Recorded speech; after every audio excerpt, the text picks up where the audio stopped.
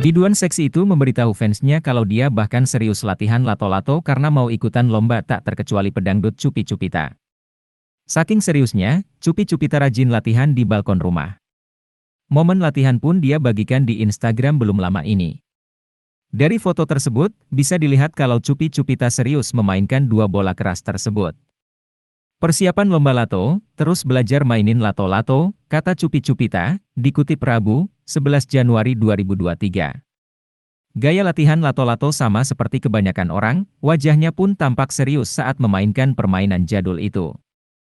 Namun, yang menarik dari foto ini tak hanya aksi dia main lato-lato tapi outfit yang dipakai. Cupi Cupita mengenakan pakaian tidur berupa kaos crop top dipasangkan celana gemes warna hitam. Ya, cuma di rumah makanya dia bergaya seperti itu. Bahkan, dia nyeker alias tak pakai alas kaki sama sekali saat main lato-lato ini. Benar-benar tampilan rumah.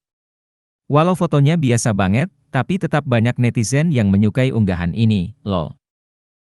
Komentar yang masuk pun banyak banget. Ada netizen yang memuji gaya seksi Cupi, ada juga yang menggodanya seperti biasa.